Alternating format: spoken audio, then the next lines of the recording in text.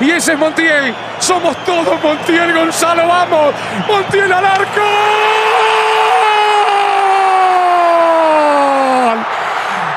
¡Argentina, campeón del mundo!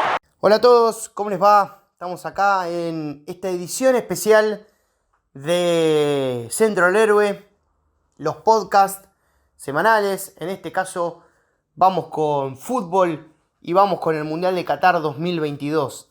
Van a notar una producción distinta, una edición especial, en días especiales, en fechas especiales, recordando lo que fue la gran gesta, el Mundial de Qatar 2022.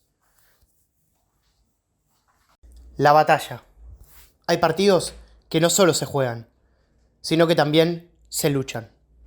La selección argentina enfrentaba un gran desafío: jugar ante Países Bajos, con todo lo que la rivalidad nos había dado a lo largo de la historia de los mundiales, y también un equipo que asomaba como el mejor de todos en este recorrido del mundial para los de Lionel Scaloni.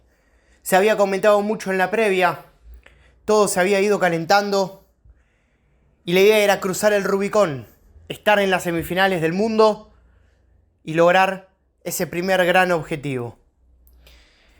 En los días anteriores sabíamos de la magnitud del partido, pero sin dudas no nos imaginaríamos qué iba a venir después.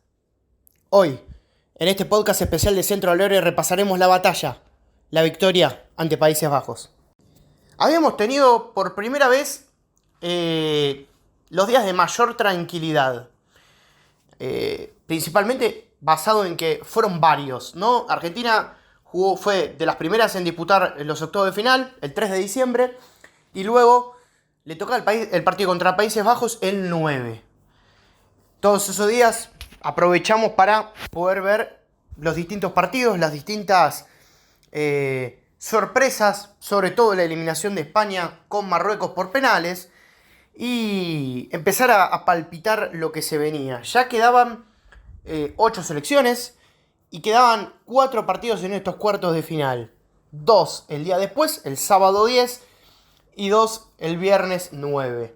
Anteriormente a Argentina jugó Brasil ante Croacia, el potencial rival argentino. Ya todos empezamos a mirar qué podía pasar. Naturalmente, sabíamos que, como hablé en la introducción, el rival era el primer gran equipo al que nos enfrentábamos en el Mundial, sin dudas. Y que tenía una generación joven dispuesta a dar el gran golpe, ¿no? Habían sufrido una eliminación muy dolorosa en Eurocopa el año anterior, y con Luis Van Gaal, un técnico ya conocido, y jugadores que copaban las grandes ligas del mundo, Países Bajos había vuelto al Mundial. Recordemos que en 2014 también había enfrentado a Argentina, eliminado en semifinales por penales. El día de hoy te convertís en héroe. Bueno, la rivalidad data de muchísimo tiempo, hay diversos partidos para constatarlo, pero muy importante era para Países Bajos este partido, porque bueno, era dar un gran golpe. Su ausencia en Rusia 2018 se sintió, y bastante. En la previa, como marcábamos, Brasil enfrentaba a Croacia. Arrancó ganando, faltando poco, en el minuto 106 del suplementario. Pero Petkovic en el 116 empató lo que había destrabado Neymar, y fueron a los penales. El combinado sudamericano cayó 4-2 en la tanda definitoria, y eso hacía que el camino cambiara. Es lógico que Croacia podía significar en un gran rival, sin dudas, lo era. Y podía, digo, más en el sentido de lo que podía ser el partido, ya la conocíamos, una selección muy complicada, pero obviamente no era Brasil. Naturalmente, me incluyo, yo quería jugar con Brasil, pero al mismo tiempo era un alivio no enfrentarse, en caso de pasar. Hubo algunos festejos, yo personalmente me privé de eso porque faltaba muy poco para que jugara Argentina. Todavía no habíamos logrado nada. A las 4 de la tarde de aquel viernes 9 de diciembre, pleno calor por lo menos, y bueno, en todo el país en realidad, pero en la ciudad de Buenos Aires hacía un calor terrible. Tanto calor que después, bueno, habría lluvia. La verdad, increíble. Lo que fue esa jornada. Argentina saltaba a la cancha del Lusail, volvíamos al estadio mítico para enfrentarse al gran desafío. Un primer tiempo bravo, en el que Argentina jugó bien y que una genialidad de Messi nuevamente destrabaría las cuestiones. Gran pase del 10 argentino, que todavía seguimos sin saber cómo lo vio, más allá de cualquier explicación. Hay un movimiento clave que hace con Nathan Ake, en el que lo saca a penitas y ya le gana un segundo más para Nahuel Molina, quien venía haciendo los méritos claves para establecerse en este equipo. Equipo que formó esa jornada con el Dibu Martínez en el arco, Nahuel Molina, Cristian Romero, Otamendi, Lisandro Martínez y Acuña. Por primera vez la línea de 5 iba de arranque y era una novedad. Rodrigo Paul, Enzo Fernández, Alexis McAllister, Messi y Julián. En ese caso salía el Papu Gómez con respecto al partido anterior y metía a Lisandro Martínez. Ya algo que había probado bastante en la previa, como marcábamos anteriormente, y que también en el Mundial lo estaba llevando a cabo Scaloni. El partido se destrababa, Argentina ya estaba ganando 1-0 y nos veíamos cerca. Ante todo, los cuartos de final siempre son especiales, por distintas cuestiones. Primero, es una fase que a Argentina le ha costado en diversos años superarla. Y siempre creo que tiene una mística muy especial, porque ya ahí te metes entre los 4 mejores del mundo. Sin dudas, o sea, es un paso muy importante. Que te deposita en semifinales, que sí o sí te hace jugar 7 partidos. Y que yo creo que era uno de los primeros objetivos que Argentina tenía. Arribar a las semifinales. Lo cual era muy importante, digo, más allá de todo, podía llegar a disputar la final o el partido por el tercer puesto, el encuentro que nadie quiere jugar. Pero supone un punto importante y, como dijo el gran Alejandro Sabela, era cruzar el Rubicón. Bueno, una particularidad, un detalle que siempre me gusta contar en esto. Yo recuerdo el día anterior, ya creo que pasadas las 12 en Argentina, me crucé en YouTube con un video de PlayStation que promocionaba un juego que en su nombre contenía el nombre Rubicon. Lo cual me hizo comentar a cruzar el Rubicón, una cuestión parecida. Bueno, una premonición, ¿acaso? Eran cuestión de horas para averiguarlo. Volvemos al encuentro. Argentina ganaba 1-0, estaba con la tranquilidad necesaria y el equipo empezaba a controlar las acciones. Países Bajos seguía siendo ese rival difícil, la cuestión continuaba de esa manera, pero estábamos pasando un examen importante. Llegó el segundo tanto, el huevo Acuña muy inteligentemente llegó al área y se lo llevaron puesto y Messi se tomaba revancha, pateaba muy bien el penal y nos metían un 2-0 que a esa altura parecía ya controlar las cuestiones en el partido. ¿Qué pasó? ¿Por qué Argentina empezó a complicarse sola de alguna manera? Bueno, antes de eso cabe destacar los cambios. Entró Paredes por De Paul, entró Tagliafico por Acuña, Pesela por Cuti, Lautaro por Julián. Eso dentro del tiempo regular. Después hablaremos de los otros 2 cambios. Argentina se empezó a complicar. Creo que Países Bajos tampoco es que hizo el gran mérito de todo, pero estaba tirando muchos centros al área y se estaba complicando. Llegó el gol, el descuento de Weghorst, que nos daba una cierta incertidumbre de un partido al que le quedaba mucho. Y un partido que ya se estaba picando. Arrancó picado en la previa, con las declaraciones que había ejercido Van Gaal sobre Messi, la crítica, todo lo que se venía comentando, lo que habló el arquero de Países Bajos, que también, Andries Noppert. Todo estaba en un clima enardecido. Era un partido de Copa Libertadores, era un partido sudamericano de 2 selecciones que hoy ya se puede considerar un cierto clásico. Por lo menos hay pica, ¿no? Creo que, como hemos marcado, estos antecedentes van contribuyendo a eso. Y este último partido, este encuentro del Mundial de Qatar 2022, hace que eso crezca de gran manera. Ellos empezaron a venir, llegaron los centros, con la búsqueda aérea parecía que iba encontrando esa manera a Países Bajos para complicar a Argentina. Sin embargo, todavía los minutos pasaban y parecía que nos estábamos encaminando a un triunfo. Contra todo y contra todos, porque la verdad lo de Mateu Laoz, el árbitro, fue penoso. El haber adicionado lo que se adicionó y haber la infracción de Pesela en el final, que antes había habido una falta.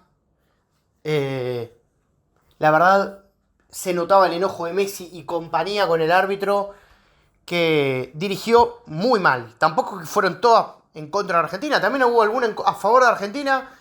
Fue malo lo de Mateu Laoz y que condicionó el trámite. Cuando llegó el gol de Países Bajos en el descuento, todos nos pusimos en modo alerta. Vino el tiro libre del final. Era aguantar esa última pelota y nos metíamos en semifinales sufriendo y con una cuestión lógica de que había cosas para corregir porque otra vez cerrábamos sufriendo. Jugaron la pelota corta. A mí se me vino a la mente, y no fui yo solo, me imagino el gol de Zanetti en el Mundial 98 de Inglaterra. Vieron la pelota corta, la jugaron y Weghorst estampó el 2-2. Argentina estaba en un gran problema.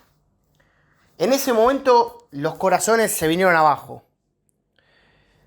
El equipo volvía a estar en empate y todo conducía a un tiempo extra. Siempre tan imprevisto, siempre tan indeseable, sobre todo en un encuentro que se dio como se dio. Argentina había sido superior y había mostrado los méritos necesarios como para llevarse el partido. Cuando llegó el empate de Weghorst, todos miramos hacia abajo y sentimos ese vacío y esa sensación de desolación parecida ya al inicio con Arabia Saudita mismo, ¿no? Esta cuestión de incertidumbre, de rareza, pero ya por ahí en una situación más límite, ¿no?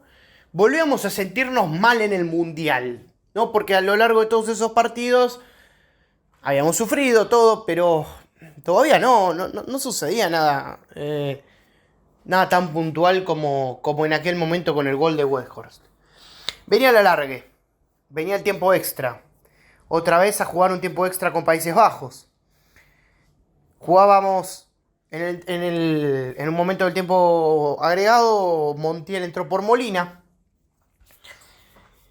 Y la verdad es que si había tanda de penales automáticamente después de los 90 y tantos que se jugaron, Argentina probablemente lo hubiera perdido por el ánimo general. Igual este equipo lo venía demostrando, sacaba ánimos de donde no tenía, pero era muy difícil afrontar una tanda después de lo que se había vivido. Y yo, de hecho, en aquel momento la veía muy complicada. Arrancaron los primeros 15 minutos y no se veían las soluciones, no se veía el juego. Y había que agradecer que el rival no estaba haciendo nada. Como tampoco había hecho mucho a lo largo del partido. No era ninguna sorpresa. Simplemente, no encontraron en este momento la oportunidad de ir por más. Pero a lo largo de todo el tiempo reglamentario no habían intentado prácticamente nada. Se encendieron en algún momento con los centros. Después no mucho más. Y llegó la segunda mitad. Entró Di María en un momento por Lisandro. Lo de Di María vino en... lo de Montiel y Di María vino en el segundo tiempo extra, cabe destacar. Pero Di María entró más adelante. Bueno, ¿qué pasaría? Bueno, ahí se vio otra vez al equipo. Lo dirigió por Scaloni y se llevaron puesto a Países Bajos. Lo atacaron por todos lados, generaron chances. Di María estaba enardecido. E incluso, en mi opinión, había entrado tarde. Hizo de todo el equipo albiceleste para llevarse el triunfo. El tiro de Enzo Fernández en el palo, lo que pudo haber convertido Lautaro, Por todos lados Di María casi hace un gol olímpico, o dos incluso, o sea, era un despelote lo que Argentina estaba generando para llevarse un triunfo en el tiempo extra. Con ese envión llegábamos a la definición por penales porque no se nos había dado. ¿Y qué iba a pasar? Porque ya estaba, ¿no? Las tandas son una cuestión distinta en el fútbol, ¿no? Creo que tienen su cuota de suerte, su cuota de eficacia, también de buenos pateadores, pero yo creo en la lotería y creo en la preparación al mismo tiempo, porque en cuanto a lo que es la lotería, bueno, pasan situaciones que son así y que bueno, tenés que estar muy tranquilo. Es un momento sumamente tenso tras lo que había sido una batalla adentro de la cancha. Patadas, amarillas, discusiones, lo que fue cuando fue lo del el pelotazo de Paredes contra el banco de suplentes.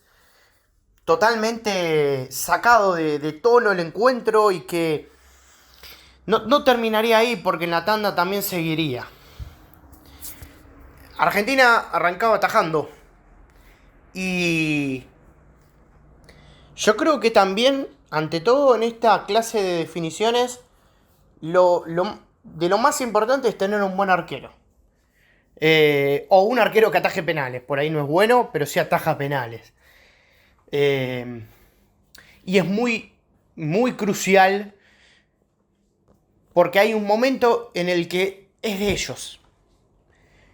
En el que se va todo y que tienen que responder.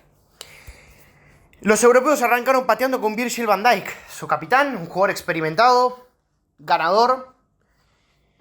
Y del otro lado estaba Emiliano Martínez, que ya, como habíamos marcado en el podcast anterior, había tenido su momento con Australia, ¿no? Esto que había marcado Martín Tocali, el entrenador de arqueros, de que lo necesitaba, ¿no? De aparecer así. Fue su primera gran aparición en el Mundial.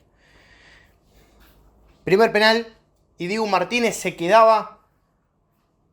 desviaba la primera ejecución neerlandesa. Y a todos nos empezaba a volver un poco el alma al cuerpo. Faltaba mucho, pero arrancar de esa manera era ideal. Messi, que había ejecutado dentro de los primeros 90, adentro. Segundo penal, Berghaus. Un chico que había entrado, que había jugado un gran partido, que le había tocado ingresar.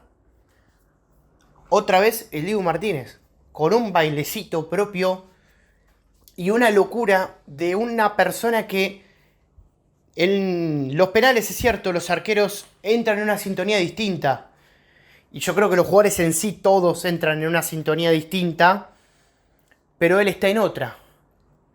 Él se vuelve enorme en esos momentos, no solo en los penales, pero en ese tipo de ejecuciones es el héroe, es el villano para los rivales, es una persona, es un arquero que te hace intimidar a cualquiera, que te hace ingresar en sus juegos mentales y que nosotros lo conocíamos de lo que había hecho en la Copa América con Colombia, que ya nos había sorprendido ahí y que nos había impactado esa forma de ser, de que le hable a los rivales, de que después lo ataje y que sea tan importante.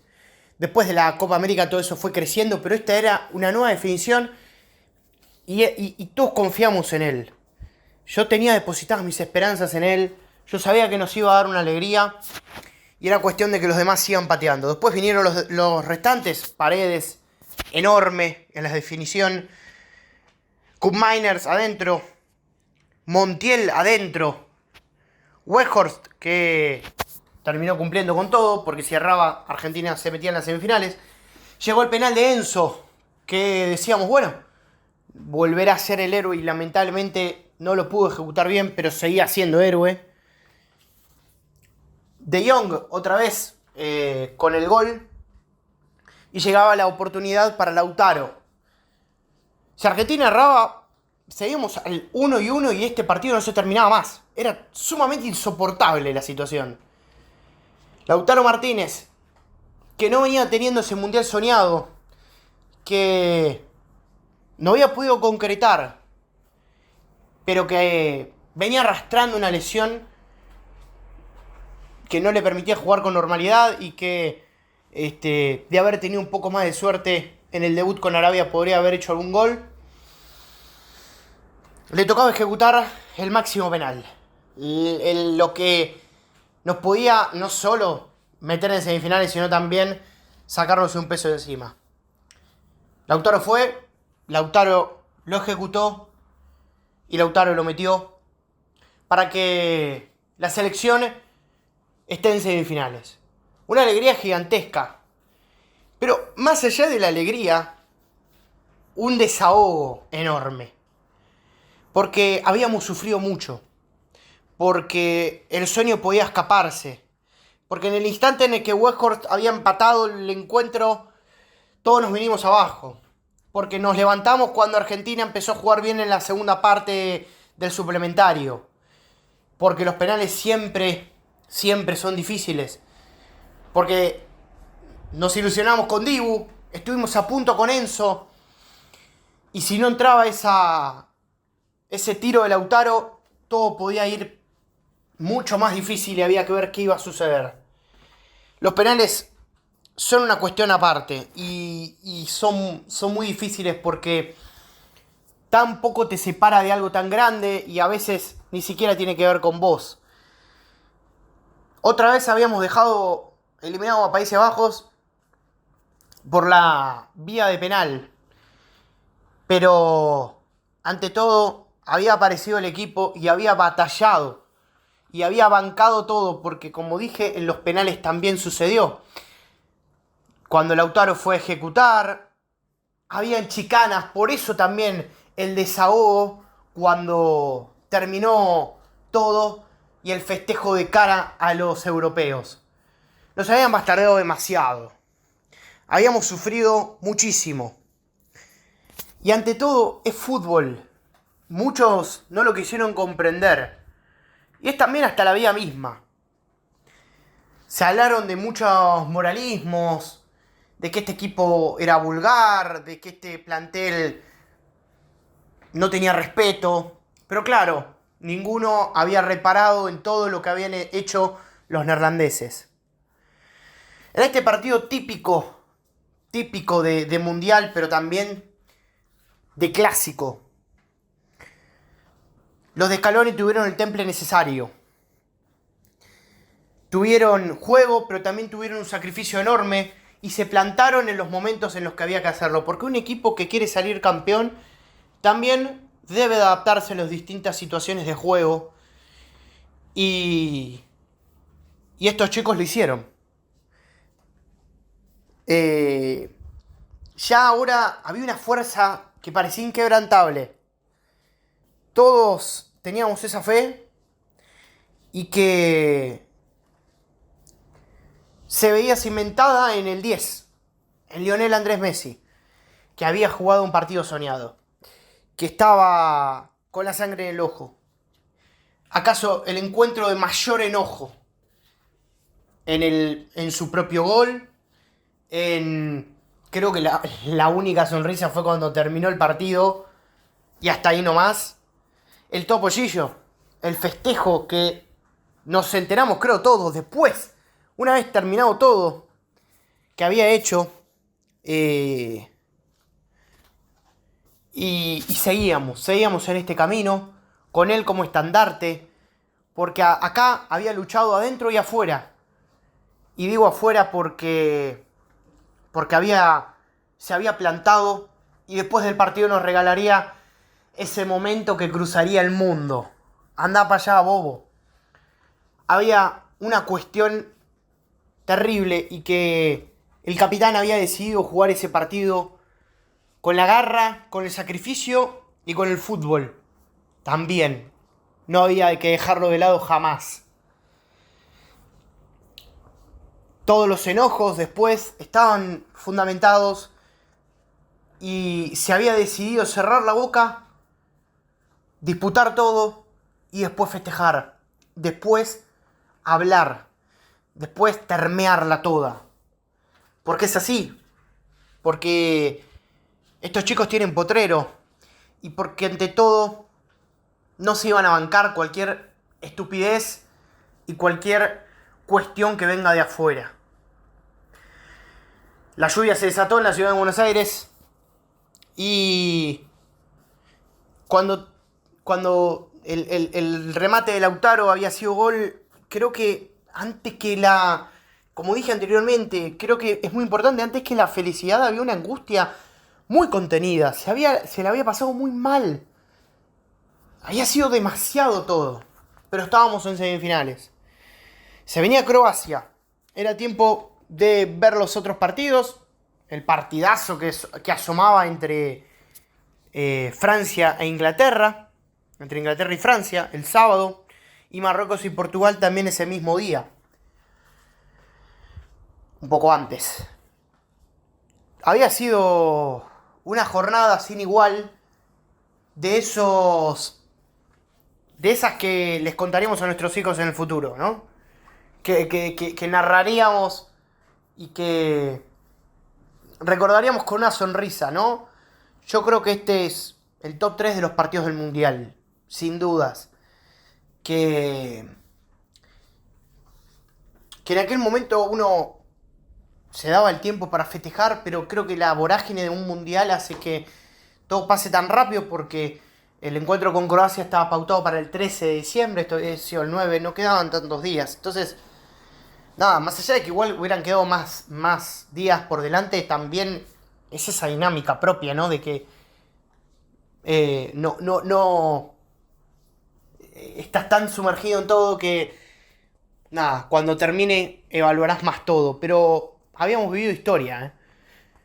Habíamos presenciado esos partidos que quedan ahí, que quedan en la retina y que son esos momentos claves, canónicos, de un plantel que quiere ser campeón. Tenés esta clase de enfrentamientos y hay que ver cómo te repones. En la Copa América 2021 había sido lo que fue con Colombia. Por ahí esos momentos canónicos los tenés en la final, que también lo tuvo en la Copa América la albiceleste.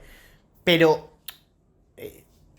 muchas veces, en general, se da antes de la definición. Es esa clase de encuentro que bueno, te marca, ¿no? Marca por ahí algún jugador en particular, marca una situación de cómo se resolvió, eleva a alguno y fortalece ante todo, ¿no? Este encuentro ante Países Bajos fortaleció al equipo de Scaloni, sin dudas, sin dudas. A partir de ahí, para ganarnos nos iban a tener que matar, porque acá nos habían bastardeado bastante y no lo habían logrado. Porque teníamos un arquero increíble, que nos iba a defender hasta el final, que estaba más tranquilo que todos en la definición y que sabía que iba a realizar su tarea. Y que hasta incluso se dio el lujo de decirle a Enzo que patea al medio, cuando todo era algarabía en el seleccionado. Estamos nuevamente entre los 4 mejores del mundo. Y me permito otra cuestión personal. El Mundial 2014 yo lo vi siendo muy chico. Y naturalmente creo que uno ve las cosas de forma distinta, ¿no? Y creo que igual no tiene que ver con que era chico o sí o no. En parte me parece que sí. Que uno por ahí no se permite disfrutar de ciertas cosas.